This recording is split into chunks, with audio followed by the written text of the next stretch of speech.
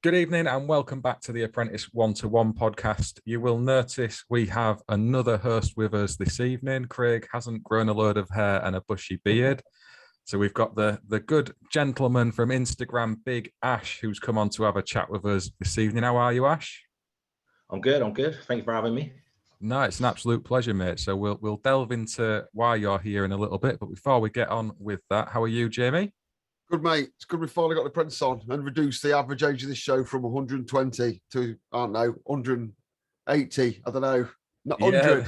Yeah, this is it. We said earlier on, didn't we, that we're going to get some people on to speak about their experiences, because it's all well and good us talking at apprentices and at learners, but, you know, to hear their story is a lot more powerful and relevant, I think. And Ash is the first one who's volunteered and stepped forward to come and share what he's up to. So before we to the firing line. Exactly. You put yourself up first as the cannon fodder, mate. How old are you, Ash? 36. All right, so you're quite old, an old student now. We ain't got anyone dead young on. Not I'm slagging off your age, but yeah, you're new to the game, are you? Yeah, the electrical game at least. Fair one. So you're on the re-trainee route then, I assume, Ash, to just outline that right from the start. Yeah, so I didn't go down the apprenticeship route. Being that I'm a mature student, it just wasn't financially suitable for me to do so. And this is why I went down the course that I have done. Okay. So what was you doing before you decided to be an electrician then, earlier on in your working life? I assume you haven't been in university or something for 15 years. What have you been doing in the interim? No. So I was just a computer technician, specialized in hypertext markup language.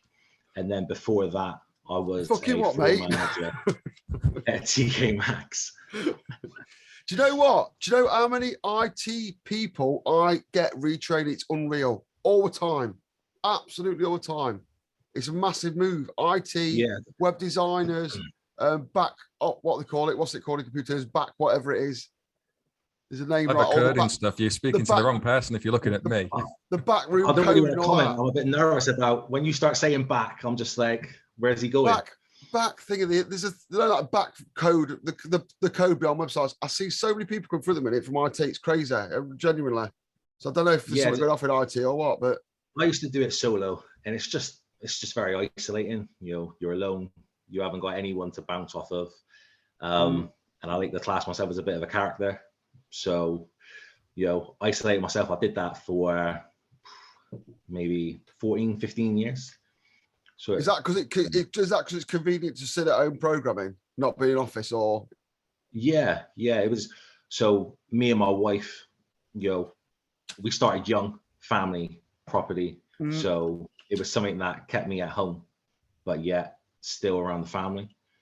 Okay, so after you'd made that decision to be an electrician, was that more because you wanted to get hands-on with stuff, or was it just to try and get in a work environment where you're around other people? What was the driving factor in making you want to step into that industry? The catalyst for it was around 2017. What I was doing was easily replaced with a program, so there was no need for a human anymore. Any Joe off the street could download an app and do what I was doing. You know, so drag and drop. Ash, what was you doing in layman's terms? Tell me. IT's massive. Tell me what it is. I'm dead interested with IT people about this stuff. It was just the code for the websites. So when you want to click a link, as in a drop menu and everything, it would be the code behind that. And you would, years back, you would have to input that yourself. Whereas now you can just type in what you want. So you could type graphics in code format, yeah? Well, yeah. And it's been a few years. And do you arrange the database behind the website that makes it all run? I'm dead interested because something I'll come on to later, that's all. Yeah. So I can't say who, but we would acquire a web space and the domain name for that web space. And then we would set it up along with clientele and just roll with them. You know, they would have access to it, we would have access to it, because I wasn't alone. it was classed as subcontracting for a company called Yeah. And basically I was just a subby for them.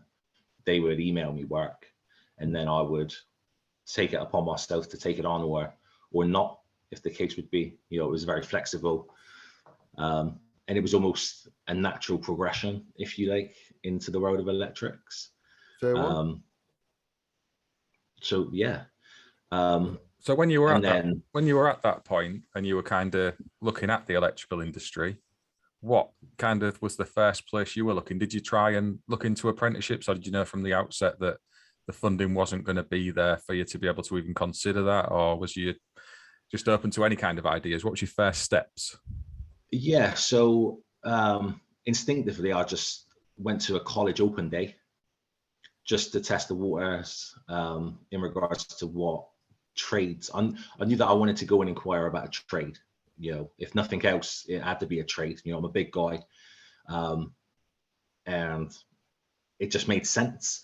So I went to the open day, looked at, dare I say, plumbing.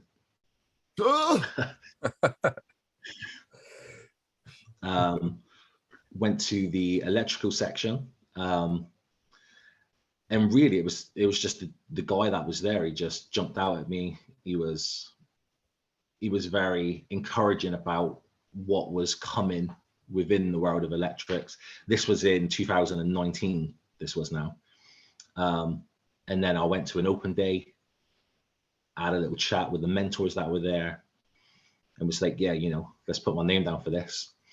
And then the pandemic blew up. What? And, yeah, you might not have noticed it. It was just a little thing, just a small snippet of 2020. Yeah, and then after level 2, then we had conversations about what you would do next, or what I would do next in regards to everything, because upon completing, that's when they want to know if you're going to go down an apprenticeship route, if you're going to go down level 3 and then continue with an MVQ, et cetera, et cetera. Ultimately, the level 2, to me, it was basically just a glorified GCSE science.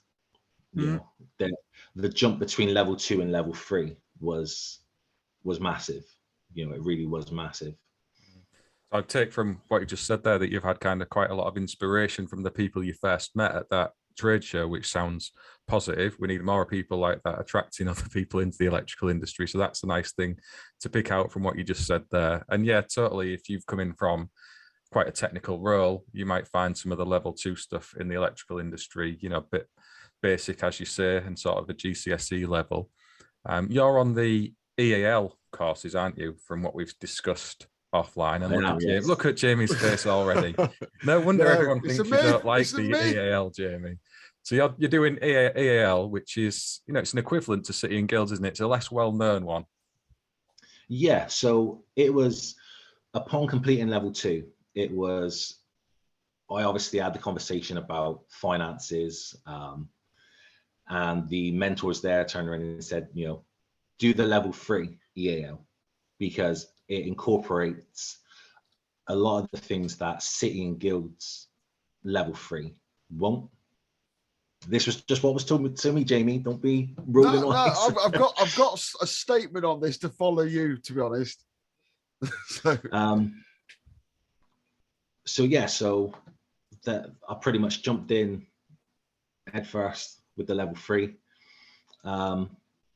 And then Mark, on your apprentice 1-to-1, you posted some information about City and Guilds level 3, saying about you wouldn't be a fully fledged electrician at the end of doing that course, which I was aware of, because I was told that the EAL would do the test and inspection and the fault finding and the 18th edition within the level 3. And that was why, upon completing level 3 EAL, you would be classed as an electrician, more so than someone that's just completed a level 3 City and Guild. Jamie, have you got anything to add on with that? Because you're the man Right. for EAL, so hit us with This it. EAL thing, yeah, I've got nothing against EAL whatsoever. I've got nothing against, what is there? There's EAL, Sitting Guilds, and there's others in there. I've got nothing against EAL. This all stems from on the 2391 podcast. I said, if you walk into an office and you say you've got a 2391, everyone knows what the fuck that is. If you've got an EAL inspection and testing, I don't know what that is. I don't even know what it's called. And maybe I am I'm carrying on a thing that people want Sitting Guilds 2391, but that thing's not going to anytime soon. So that was a specific comment relating to 2391. Even EAL know that's the case. If you see an advert say we want Sitting Guilds 2391, and they don't promote that enough, that's their problem. Years ago, you bought a Hoover, didn't you? But Hoover's a trade name. Now you buy Dyson. If EAL can do that, then they can have the 2391 panaz with it. But the end, so that comment I made was specific for 2391. Where I work, where our subcontractors as well, they run the level 4 EAL, the level 4 design. Right. So got note against EAL, don't want EAL, sue me or ring me up. But yeah, but when it comes to 2391, the 2391 is a weight. It means something to people.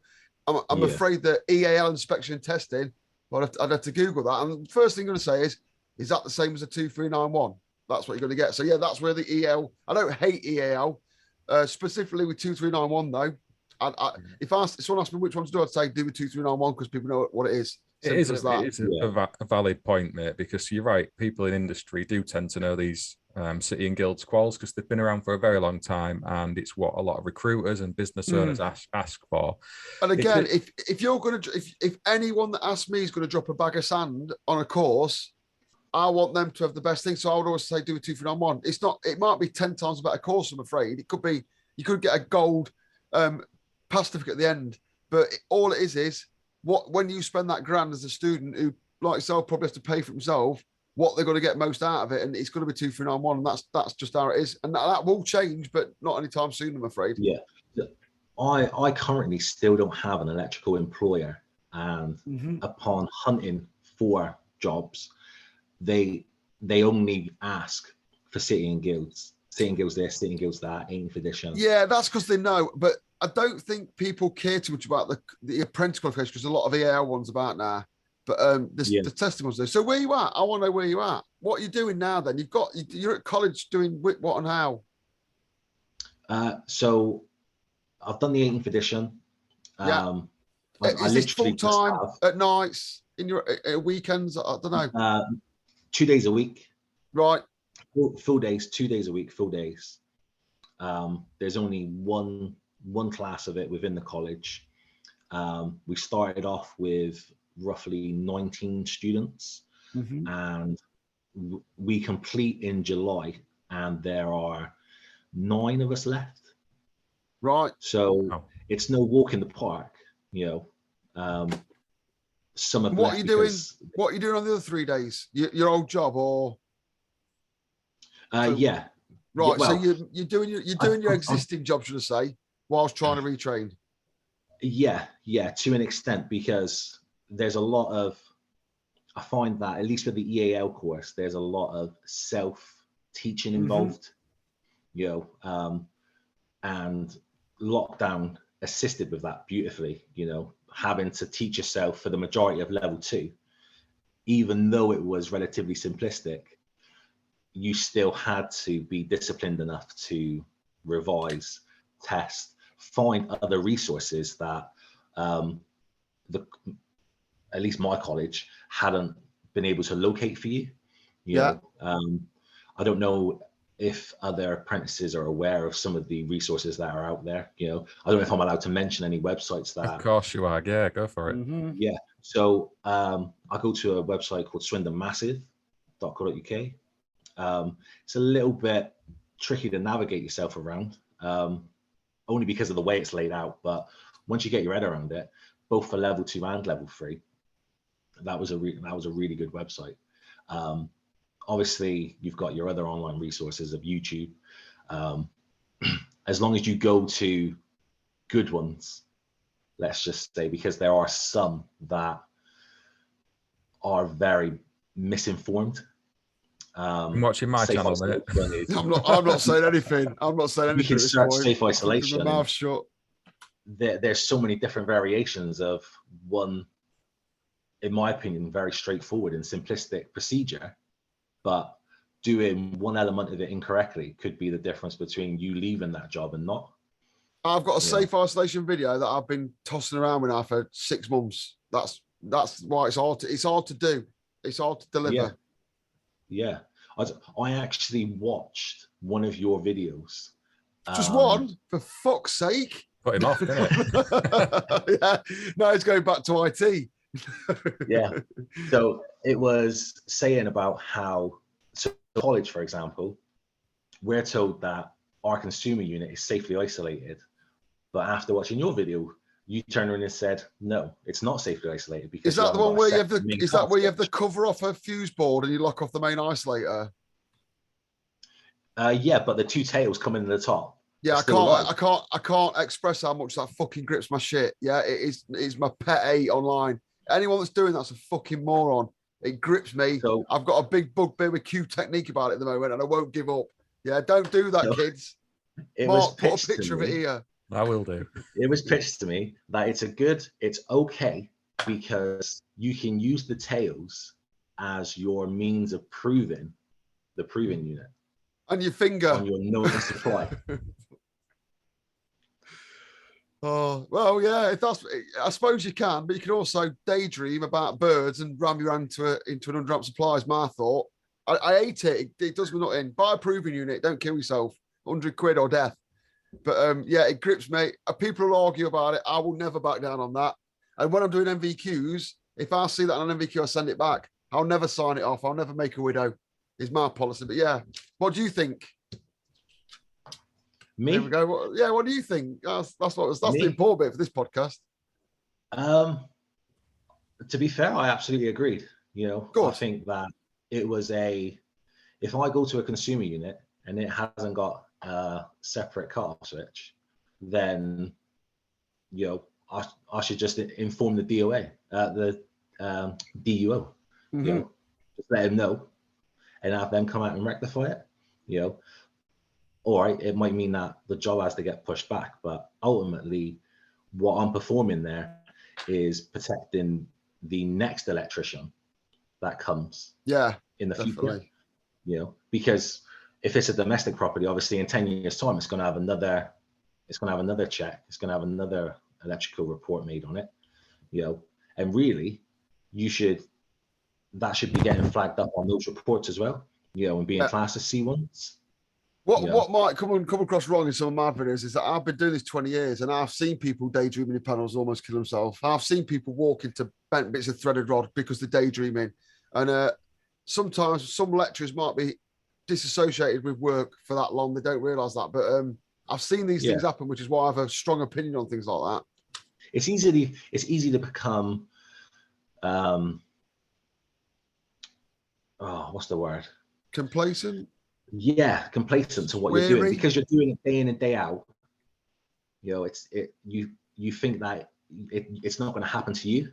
Yeah, I electrocuted myself the other week. I did it the other week. I just forgot to isolate something. You know what I mean? I don't want to be one of them people that goes on there goes, "Oh, this is safe." I'll go on there and slag off people doing that. And I forgot to isolate a control of the week and give myself a little tingle.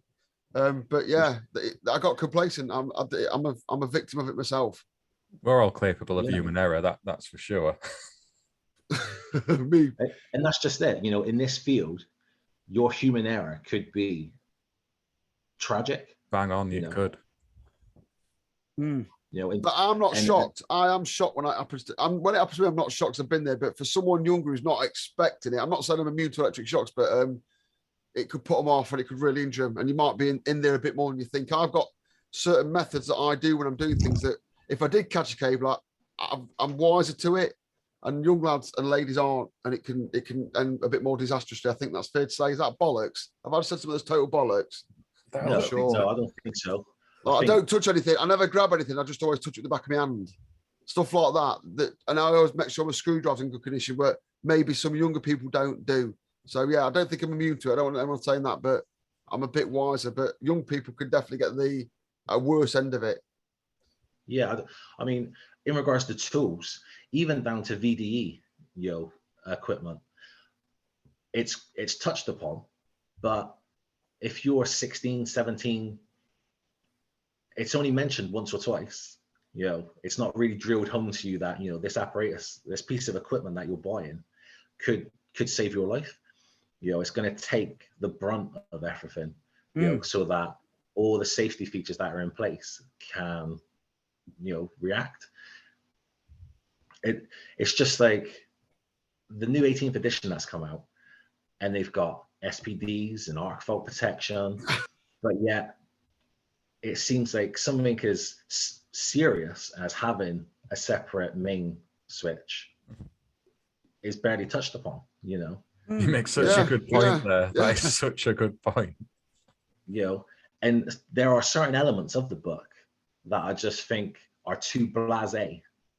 If you want me to abide by this, then make it so easily read.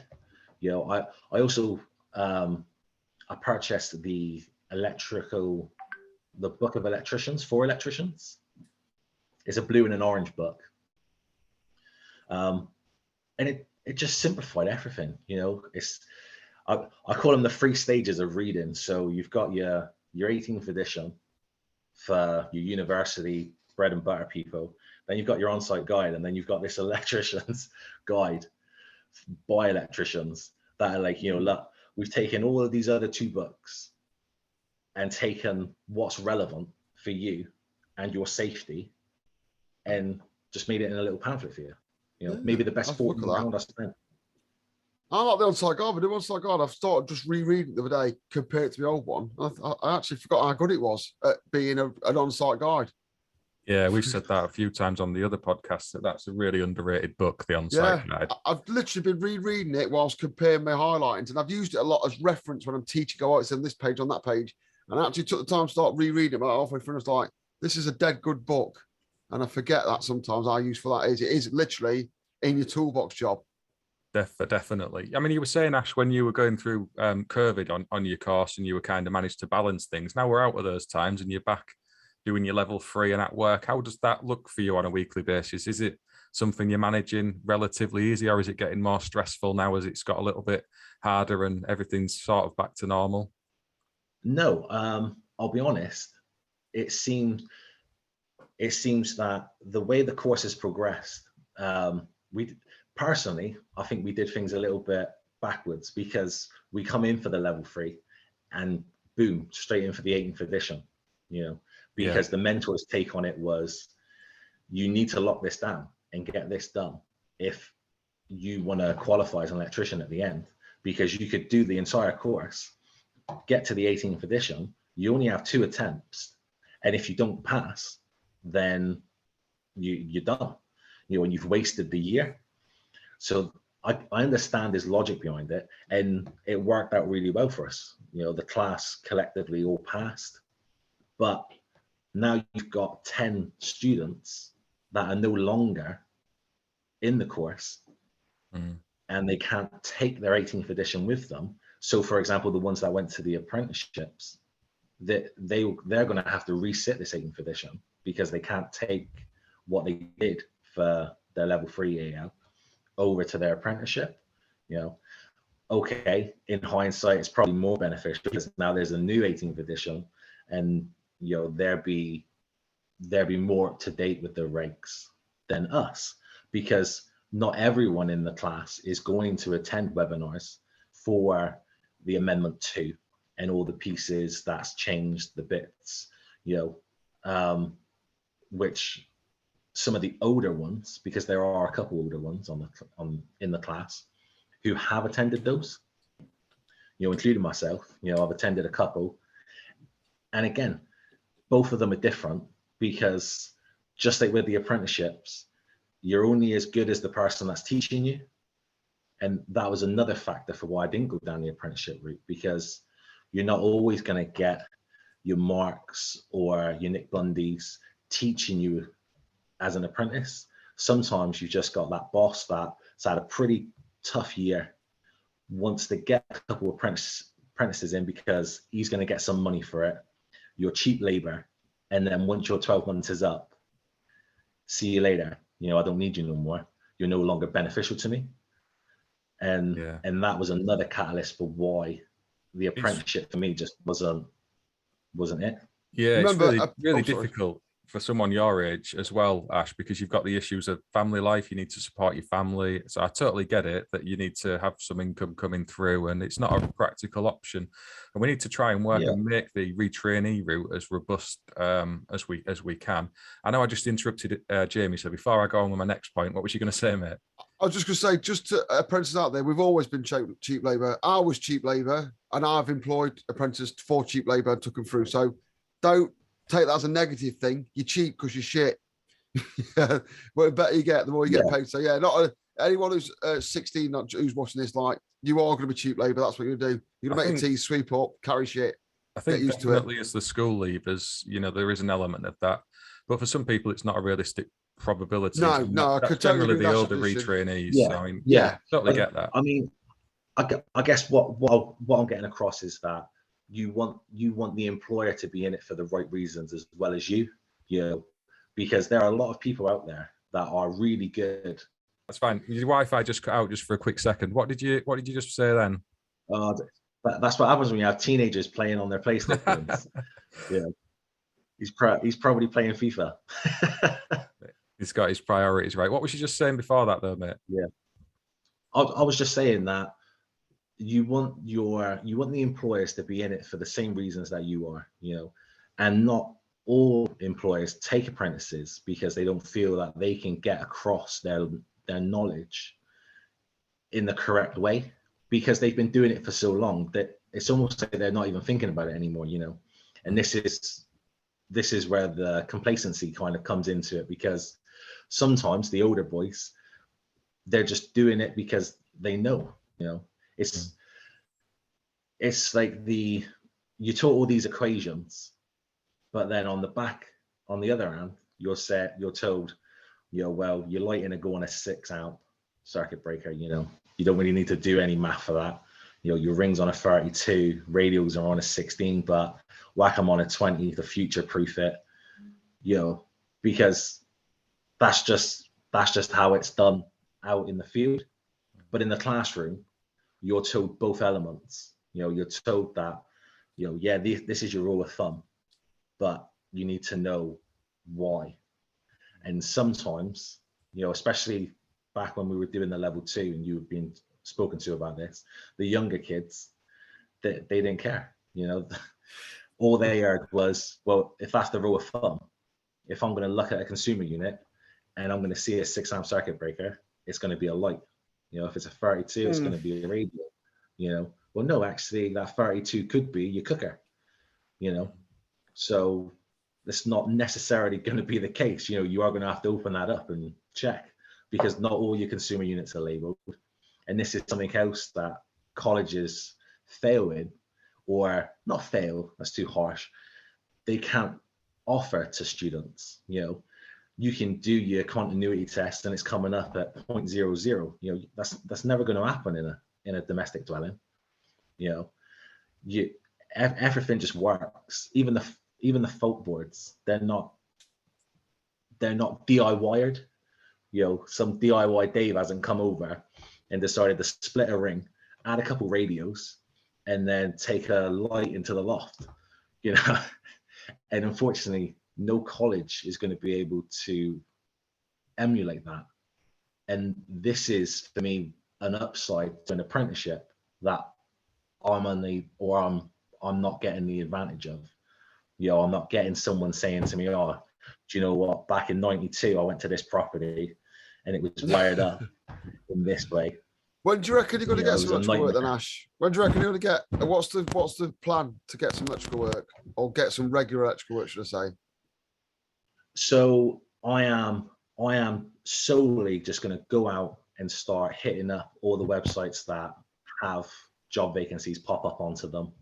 You know, I've signed up to a couple already, just to kind of get a feeler for how the website works. I've made a good rapport with one of the sales reps, if you like, who pitch jobs to you, and to also give me an idea of financially if I would be able to do it Monday to Friday and it be my sole income. So if I'm not prying too much now, I want to dip into this bit. So if I'm not prying too much now, are you making it pay in a minute because you're doing 3 days of your existing job? Yeah. Is that how you make it pay? And then when you went to this college and you decided you want to be an electrician, what kind of electrician did you want to be? Did they sell you a certain type of electrician? That because I'm not sure where you're going. No. So obviously, just like, or I believe the City and Guilds, EAL is based at all 3 areas: commercial, industrial, and domestic. Yeah. I think if the new domestic only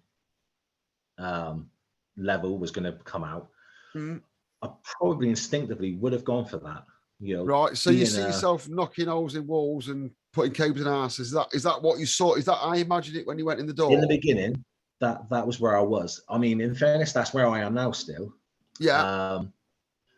But things are small. I'm 160 kilo. I might need a site surveyor to come and check if I can even make it in the loft. So what are you imagining now then? When you get this electrical job in the future, what do you see yourself doing out of interest? I mean, working for the council in outdoor lighting, highway maintenance. Right. Mainly the industrial side would probably be more suited for me. Do you know what a PLC is out of interest? Do you know what a PLC is? Never heard of a PLC? PLC. Yeah, so you've never heard of that side. Right, so I think this trade is going more coding. I think electrical is going more computery coding, all that. So you've obviously got a lot of computer experience. So you know all these production lines and power stations. What do you think makes them work? Well, so there's processes and stuff and all that, and you've obviously got this coding experience, but you could be making a bit of a sideways shift into something like coding, electrical installations, process controls, machinery, and that. And I don't think you probably know that exists. Yeah, no, I don't. But you say that, obviously renewables is massive. I do think that if you think of your domestic dwellings and how some properties are on a loop system, maybe like if you've got a set of terraces or a block of flats, you could set streets up with their PV in a loop fashion. Obviously I'm just spitballing, but you could separate their battery packs or have a separate battery area. But what I want to know is you're old, you're 36, yeah, and you want to be an electrician, but you're not really sure what electrician you want to be, what kind. You don't probably know that a lot of electrical trades exist. You can't afford to go full time in that. So are you aware that what you're doing now can slide into certain areas of electrical where you'd probably be quite well paid? My current role? No. No. What you're doing now, the level of coding you're working to, people like you are required in the electrical industry to do certain jobs where you could do half and half, and it's very well paid, but you don't know it exists. So PLC coding is this crying out for coders to control machinery and processes and stuff. And I don't think it's there for you, and you'd be picking up both sides of adapting what you already know and picking up all the electrical stuff. So like machinery, like if you're sending machinery, it's got to be controlled, and it's controlled by PLCs, programmable logic controllers. And I think you'd slip in nicely there, and you could probably maintain a decent wage. But again, I don't think it's there for you. Yeah, no. And obviously these courses, they only touch upon everything slightly, because it's covering so many different areas. Every area is only touched upon, and you only touch upon it for when you're ready to sit that set of the exam, and then you don't refer back to it. So it's a bit of a catch-22. In your level 2, you don't really touch across your industrial and your commercial very much. You're mainly domestic, and then the level 3, delves more into the other two areas and in greater detail into the domestic, you know. Yeah. And then I think they're just foundations, though. I think I'd like to put across the concept to apprentices that that doesn't define level 2, and everything doesn't define any kind of electrical, industrial, commercial, domestic.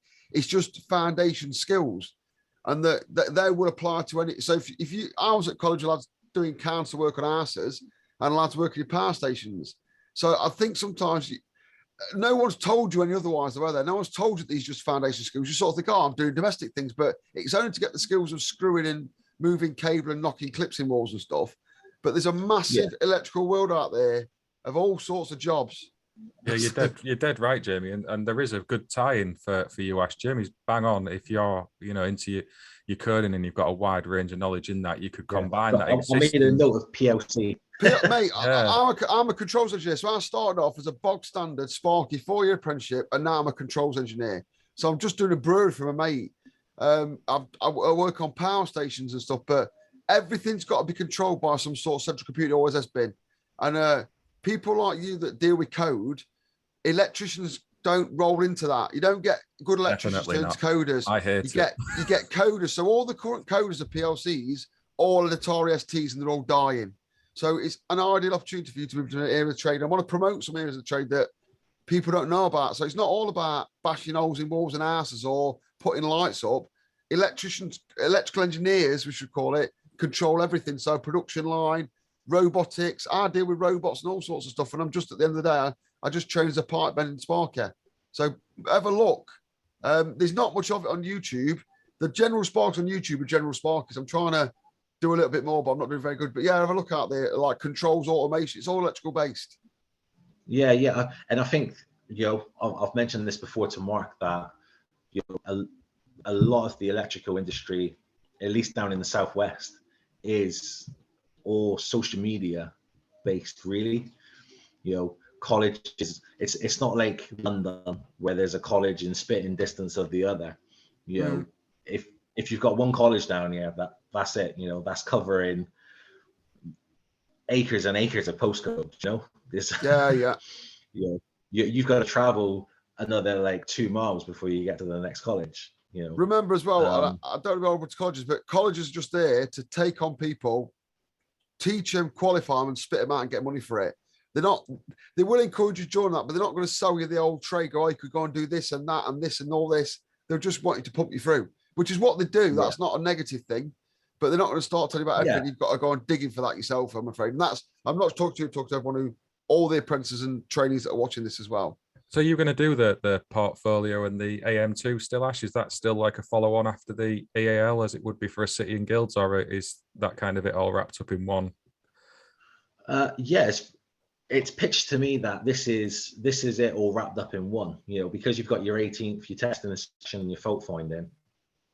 You're, in theory, what they're pitching to you is go out now and you can go sign up with NAPIT if you like, if you really want a governing body, and just start doing your thing. So that really depends on you as an individual. Yeah. If the 18 and 19-year-olds that are on the course, they're not going to have the confidence or the want to go out and start performing property rewires solo. They're not going to know. I've been on a course for 2 years. I've not lifted a floorboard.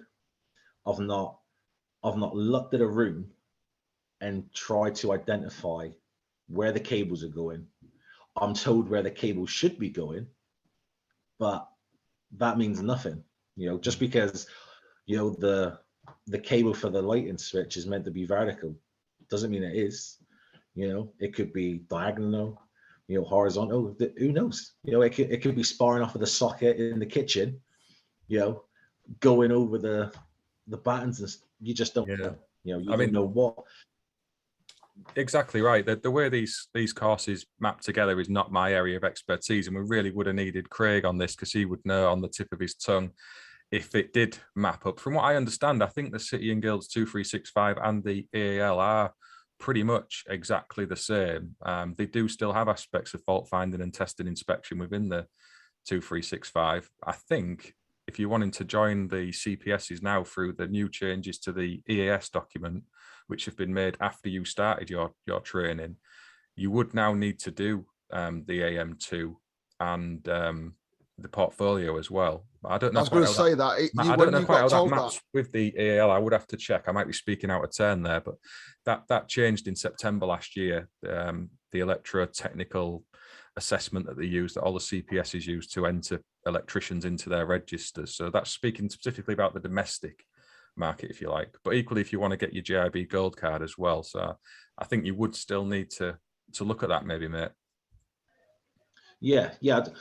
I mean, I've learned very early on that I can't just take what I'm told at face value. You know, I need to go away and investigate it a little bit more. And obviously, at the end of level 2, it was very much on me to make the right decision in where I wanted to go next. You know, the apprenticeship level 3 course. But obviously, what I've just said in regards to, you know, the EAL level 3 kind of wraps everything up in a nice little bubble. There's no necessary work afterwards. Well, that in itself is incorrect, because as an electrician, you know, I've only been doing it for 2 years now, and I already know that you're forever learning new things, because people release new tools that simplify jobs. You know, just the other day I saw someone have a TTR rod that had an SDS fitment on the end of it, making it easier to drive it through the ground. And a cable. Now, the only thing that we've been told, and the only thing that we've been told about that is you stick something over the top and just start smashing it into the ground. You know, that's the old school way. That's what I used to have to do. Yeah, no, you're right. There's so many changes coming, and it is complicated with these courses. And when you're coming from an IT background and no prior knowledge of the electrical industry, you don't know what you don't know, do you? And we need to get a lot better at explaining that, I think, as a trade, you know, what these routes look like. Knowing what you know now, if there wasn't like a financial aspect in the equation, would you still choose to go the route you had, or would you have preferred to just do an apprenticeship? If I could have vetted out the apprentice, that the apprentice for me would have probably been a go-to, because though academically my knowledge is growing at a faster rate than maybe an electrician in an apprenticeship is, because they're being shown, for example, I was talking to one electrician, he turned around and said, look, you don't need to do your R1 plus R2. You'll just take your ZS and ZE from each other and boom.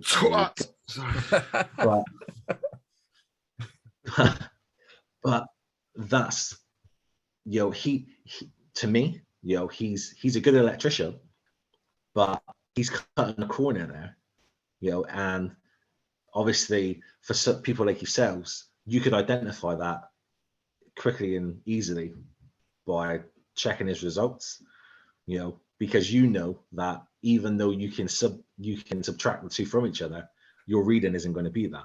Stand out a mile. Mathematical test, you stand out a mile. You know, and I guess that's the difference between your ICR reports that someone's paying £60 for and someone's paying a full day rate for, you know. The thing is, he's probably a great electrician. He just don't want to do testing, which is why he probably cuts corners. He's probably bang on at whacking in pipes and sockets and stuff, but he didn't want to test. And that's why they have niche. That's why there's niches in the trade, isn't it? So people can sit where they want to. Yeah, I mean, you know, the 18th edition wouldn't have made amendments to the electrical certificates if there wasn't a need to. You know, they obviously reduced the tick boxes down to just 14.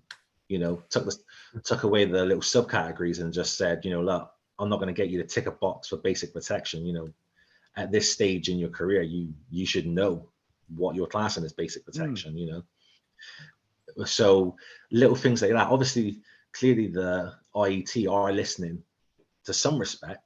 You know, I mean, the RCD checks, you know, that just seems ridiculous. You know, multifunctional testers have made it so simplistic to just plug it in, stick it on auto, go back to the consumer unit and just keep flicking up your RCD. That seems like a rather irrelevant change. It seems unnecessary. And from what I've gathered from social media, no one's going to incorporate that. They're all still going to just put it on auto, go back and just click it up. That's what I'm doing. Obviously, I've kept the old test of the new requirement for 300. But I'm still doing ×5, and I'm not going to stop. Yeah, and ultimately you're writing down the same result, either way. Your ×1 or your ×5, depending on if it's additional or for fault protection. So it makes no difference. You're not really saving anyone any time. Yeah, I think the changes that have come this time seem to have made more sense than any we've had for a long time. I will say that through all of the different that's variations we've been through. I think there has been a lot of common sense changes put in there, but you're right, some of them just don't make a great deal of impact on what we're doing day to day. That's just the reality of these things, isn't it? But yeah, it's interesting how you see it from the learner's point of view on that. Yeah, I mean, it's just like your earthing, just because something with mechanical protection could have 2.5, you're not going to be penalized for putting it on 4 mil earth.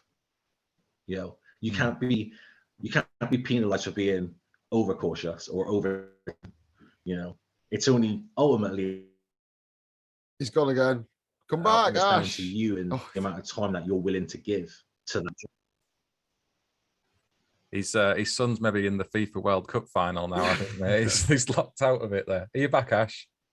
I am. I'm back. Yeah, he must be in a penalty shootout or something, mate.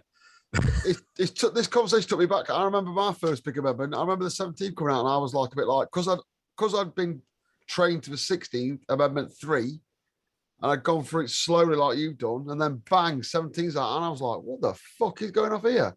And now I'm just used to it now because it happens that often. But yeah, it's interesting to be reminded that it's quite a big thing if you're a new trainee to have everything change on your feet. Yeah, that, and that's just it. It's almost a little disheartening, to be fair. Like I've just sat in 18th edition, but yeah, I'm already out of date. Wait till you bought as many books as we have, mate. Welcome to the club. Yeah, if that guy at that open day turned around and said to me, look, every so many years you're going to have to buy books, you're going to have to do CPDs, I would have gone, yeah, do you know what? I'm off to the plumber. Look at this. Paperweight in it. 2 of them I've got. Both useless. Yeah. Cheers. I just paid £100 for that. You could have done that one. I've got 2 of them. 2 of them to get rid of. It is mad when you think about it, isn't it? It really is. Don't get me on. I want to cover something in a future podcast, Mark. The IET subscription policy model. Yeah, but I'm not going to get into it now because I'll be on the soapbox. But yeah, I think we've covered quite a lot on this one. We've had quite a long episode. It's been really nice chatting with you, Ash, and learning a bit about your experience and your journey through your course. If you ever want to come back and have a chat with us again, you're more than welcome to do so. Is there anything you want to add before we leave it? And where can people find you on social media as well, should they want to ask you any questions? Yeah, so my Instagram handle is Big Ash Electrics. Notoriously well known for a giveaway. Love a little giveaway. I mean, there's an handful of things that people will not give away on Instagram though, and that is IET advice and multifunctional testers. So we need some giveaways on books and testers. yeah. But yeah, Instagram, it's just, out of all the social media platforms, I tried all 3 of the main ones. Instagram was the most polite and useful. The other 2 are just full of unsociables. Assholes. Let's just say. People like me and Jamie. Yeah. Well, me and Mark like Twitter, don't we? We like a Twitter thing. But yeah, I'm getting more into Instagram. I'm getting more into Instagram, to be honest. I do like it, but I do like Twitter because I like to swear.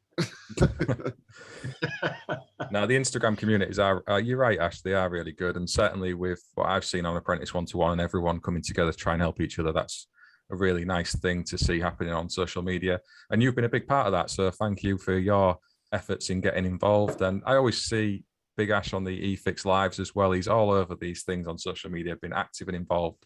And if anyone is trying to get into the industry and work towards being qualified, take a leaf out of Ash's book, get involved in these discussions, share your experiences, try and take in that knowledge, because it's all there freely available for us, and it's going to do nothing other than help you in your progress. So cheers again for coming on, Ash. Is there anything you want to add, Jamie, before we close this one out? Yeah, the electrical world is massive. These courses, we've been talking about this recently because of the domestic electricians. I've said no electricians fully qualified.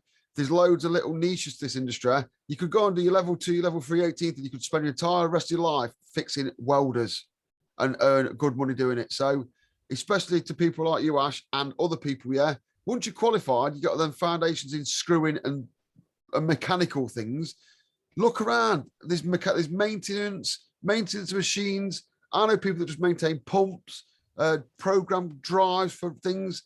And if someone like you, Ash, is coming in and you've got a good set of skills in computers and coding, that slips right into certain parts of answer. So don't think everyone's got a bash ass and that. There's loads of shit going off in this trade.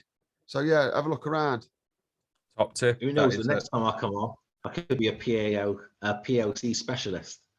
I'll tell you what, just quickly, if anyone else is interested in PLCs, there's a really good online simulator we can learn PLC coding. I'll send a link to Mark to put on here.